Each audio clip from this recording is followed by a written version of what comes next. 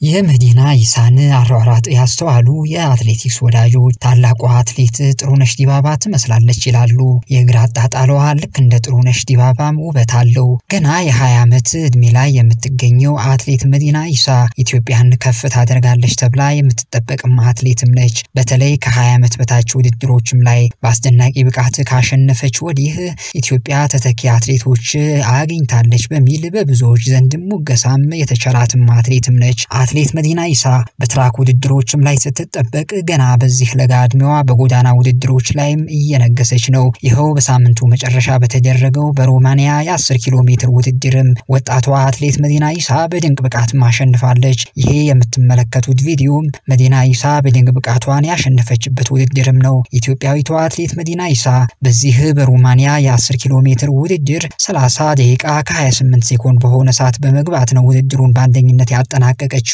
በቅርቡ በተጠናቀቀው የቶኪዮ የዓለም ሻምፒዮና በ5000 ሜትር ለሀገሯ ሜዳሊያ ታስገኛለች ተብላ ስትጠበቅ ከ1 እስከ 5 እንኳን ማጠናቀቅ ተስኗት እንደነበረም የሚታወቅ ነው። መዲና ኢሳ ከትራክ ውድድሮች ይልቅ በጎዳና ላይ ውድድሮችም ውጤታማ የሆነችም ነው። ያሁኑን ጨምሮ በያዝነው በፈረንጆቹ 2025 ብቻ ለአራተኛ ጊዜ ነው መዲና ኢሳ የ10 ኪሎ ሜትር የጎዳና ውድድር ያሸነፈችው። ኢትዮጵያዊቷ አትሌት መዲና ኢሳ ምንም እንኳን በቶኪዮ የዓለም ሻምፒዮና ላይ ባይቀናትም በጎዳና ውድድሮች ላይ ግን በዚህ ወቅት ጠንካራ አቋም ላይ የምትገኝም አትሌትም ነች። በተለይ ከቅርብ ጊዜ ወዲህ የተሳተፈችባቸው ባሉ የጎዳና ላይ ውድድሮች ውጤታማ መሆኗን በተደጋጋሚ በማሸነፍ ማስመስከራለች።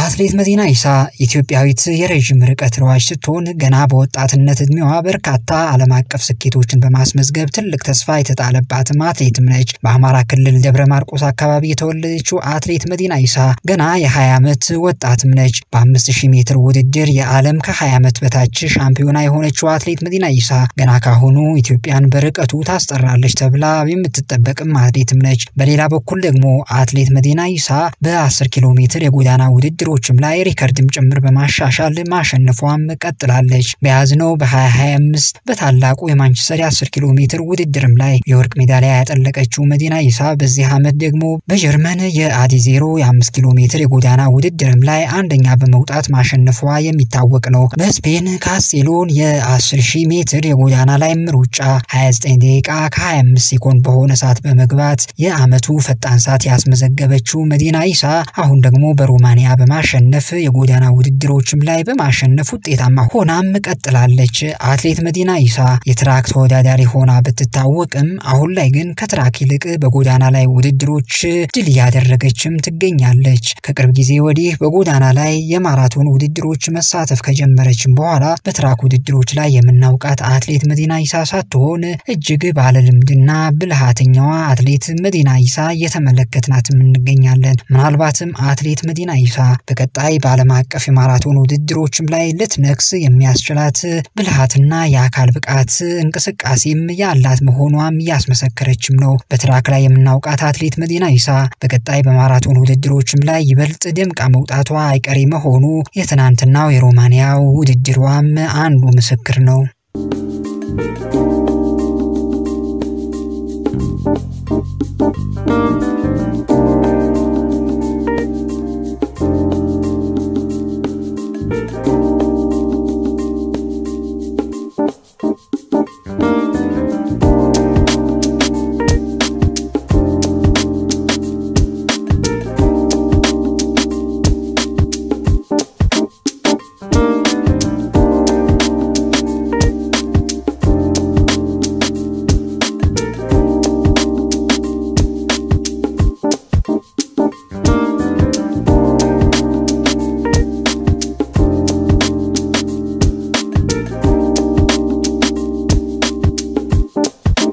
አትሌት መዲና ኢሳ ያሳካቻቸው የአትሌቲክስ ስኬቶችን ስንመለከትም በ2022 በካሊ ኮሎምቢያና እንዲሁም ደግሞ በ2024 በሊማ ፔሩ በተካሄደው ውድድርም ላይ ማሸነፏም የሚታወቅ ነው። በተለይ በ2024 ሊማ ያገኘችው ድል የሻምፒዮናው ክብረ ወሰን በመስበርም ጭምር ማጠናቀቋ ወጣቷ አትሌት መዲና ኢሳ ትልቅ ተስፋ እንዲጣልባትም አድርጓል። መዲና ኢሳ የዓለም አገር አቋራጭ ሻምፒዮና በወጣት ሴቶች የብር ሜዳሊያ በ2003ም አግኝታለች። በተመሳሳይ ኢትዮጵያ በቡድን ደረጃ የወርቅ ሜዳሊያም እንድታገኝ በኩሏንም አስተዋጽኦ ማድረጓም አይዘነጋም። በአፍሪካ ጨዋታዎች በ2024 በ5000 ሜትር ርቀትን በማሸነፍ የወርቅ ሜዳሊያም ያጠለቀችም አትሌትም ነች። በ2024 የፓሪስ ኦሎምፒክም በ5000 ሜትር ሀገሯን ብትወክልም በመጨረሻም 7ኛ ደረጃን ይዛ ማጠናቀቋ እንደዚሁም የሚታወስ ነው። የዓለም ከ20 ዓመት በታች የ5 ኪሎ ሜትር በመንገድ ሩጫ በ2023 ያሸነፈችው መዲና ኢሳ በተለያዩ ጊዜያት በ5000 ሜትር ውድድሮችም ላይ ጥሩ ውጤቶችንና ድሎችን ማስመዝግባለች። ለምሳሌ በ2024ም